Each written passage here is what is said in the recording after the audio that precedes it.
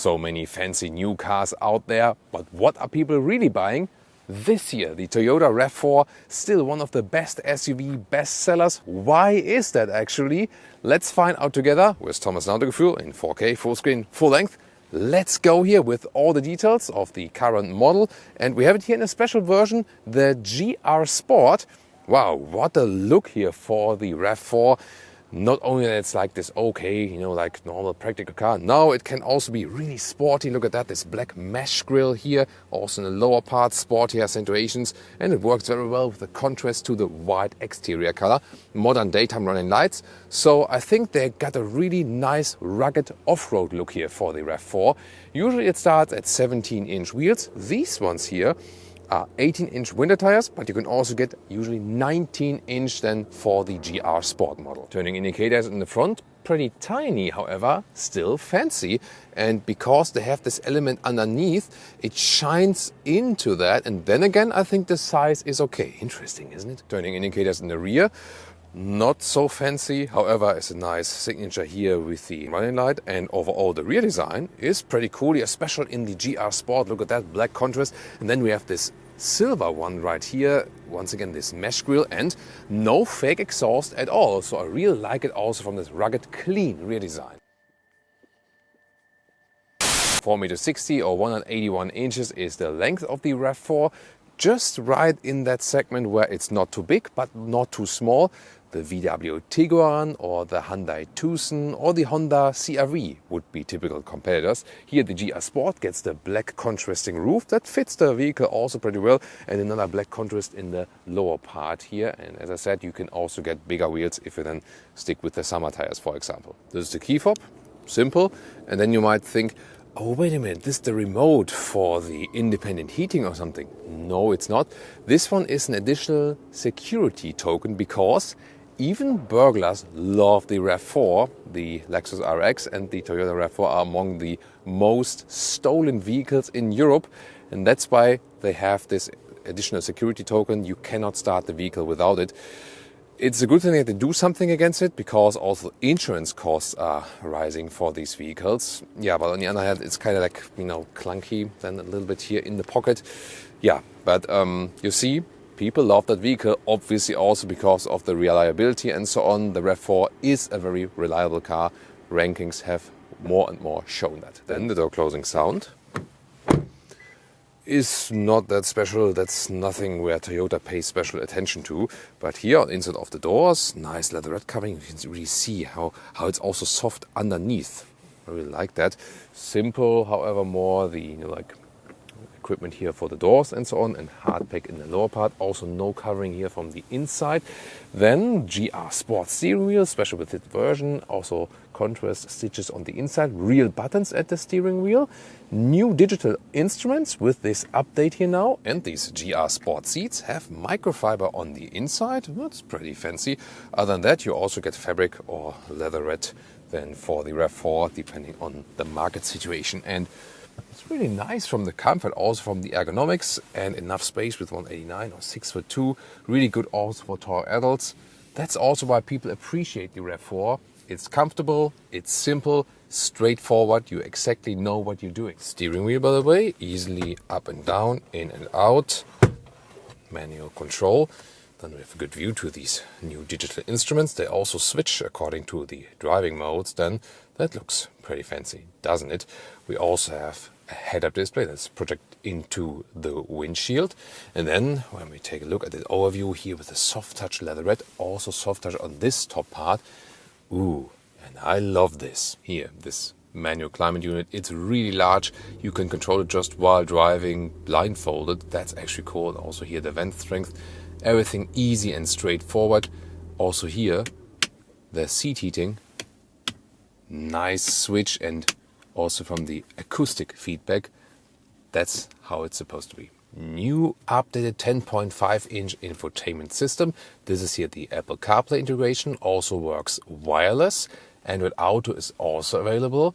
And then here, this is then the normal main menu. Here you can, for example, see the energy flow, but they kept it actually pretty simple that mainly people will use here the hotkey for the CarPlay or the Android Auto integration, but you still have a manual volume jog here. And that's a good feedback also, so everything I need. Passenger side, there's a nice structure here on the inside of this cubby hole. Then the glove box is actually also dampened. That's nice. And then the middle console, I really like this large off-road-alike shifting lever, why not? And then you also have the drive mode selector, push for normal, right side for sport mode, for example. It also gives a nice feedback, so yeah, pretty cool. And here this then the trail button to set everything for off-road driving. In the front you have inductive charging pad, which you can activate or deactivate.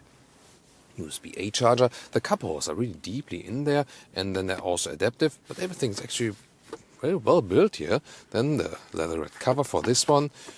This one could be a little bit more fixed, I would say. Underneath, even more of that off-road light structure, and underneath more space and 2 USB-C chargers. The rear mirror can also be flipped, and then you have the rear camera mirror when everything in the rear is maybe fully packed. Rear seating, here the rear doors. Oh, there's a nice leatherette cover also on the top part here. So I like that build quality. Hardback just in the lower part. This trim here even has seat heating for the rear seats. Wow. Then also the nice microfiber insides on the rear seats. You can, by the way, put these rear bench here a little bit more upright like this, then you have more trunk, or sit more upright, and then you can put it in the more laid back position. The middle seat here is also usable, so it is actually suitable for 5 tall adults. And here the rear legroom also fits then to the front seats. Headroom like this with 189 or 6'2", very comfortable indeed, and a lot of space. So that's also one of the reasons why it's so, so popular. Just not adaptive here, these cup holders, but I think we can live with that. The thing that is counting is the space, and also really a good comfort. 2 USB-C chargers, by the way, now at the rear middle console. Trunk or boot, here with the electric hatch, around 520 liters. And let's see, what's really special is the width here. This is like 120 in meters or 47 inches. That's really impressive. And the still same here, just a little bit narrower here. This is this rugged all-weather mat. You don't have to go for it.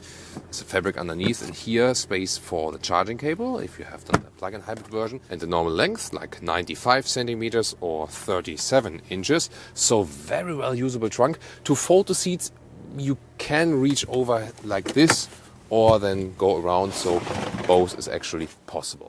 Engines, 2.5 liter 4-cylinder, non-hybrid, like a North American market, then the hybrid, which is all over the place actually in all markets, front-wheel drive or all-wheel drive, and then the plug-in hybrid version, also called Prime in the North American market, over 300 horsepower then system output.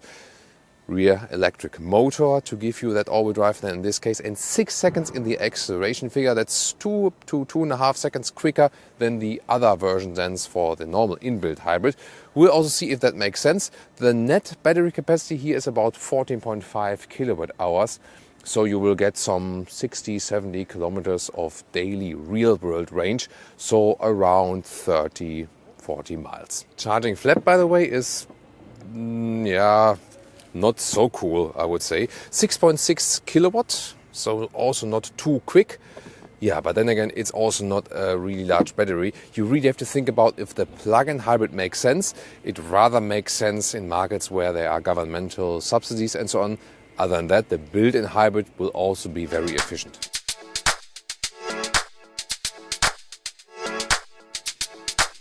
Welcome to Thomas's Driving Lounge with the Toyota RAV4 Prime or plug-in hybrid, but everything I say will count for the hybrid and for the plug-in hybrid version, with some specifics here about the plug-in hybrid. So pure electric is 135 kilometers an hour, like 83 miles an hour. Then you can drive just on the electric mode here. The battery is of course bigger than with the inbuilt hybrid, but what is even more interesting is when I have it here kinda depleted, there still, is always like a buffer. And so even when I go to sports mode now and we do the acceleration, let's see if we can still get the whole boost. So here we'll start from 50 kilometers an hour and accelerate it out. Safety first. Let's go.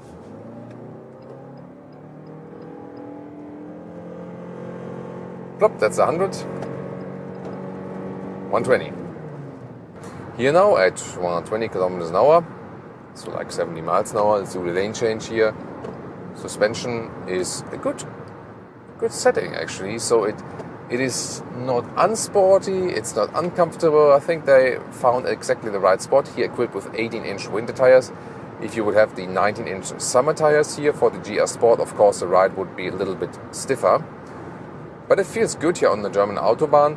The only thing, and you know, since we test a lot of German cars here, you're always asking me like, what is then the difference when I get the Toyota, for example?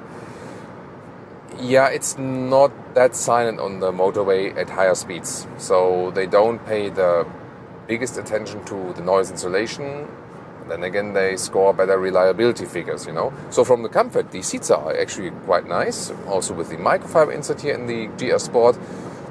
They hold you tight, yet at the same time they give you good comfort. I can very well imagine long mileage in this vehicle.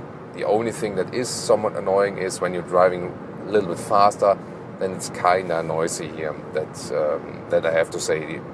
I think I would rather enjoy driving some slower speeds and just enjoying the fuel economy, which is really great, and not racing this car out basically.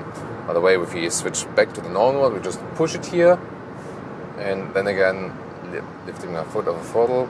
It's also a different visualization. Here in this case then not the EV mode is on, a little bit too quick. So it always depends then. The electric moments you rather use in the city actually. So when I was doing some, city driving and so on, and there is this meter also in the instruments that tells you how's the percentage of the EV driving. And at this moment with motorway, it's like, even then it's like 1/4 of EV driving. Even, higher speed motorway, because sometimes you go over the throttle and so on. But in city traffic only, I had figures like 3/4 of the time, like 75% of the time, I was driving pure electric. And that's of course amazing. If you can recharge, that will of course make sense when you have the plug-in hybrid, then of course you have 100% if you like. That always depends then on your driving profile and how and where you can recharge. But why is it so popular? Great fuel economy, especially then in the hybrid versions. Good price-performance ratio. It drives very well. Yes, it's not the most engaging drive, but it's also very reliable and has so much space here. Yeah, these are all the reasons why it's still one of the best sellers.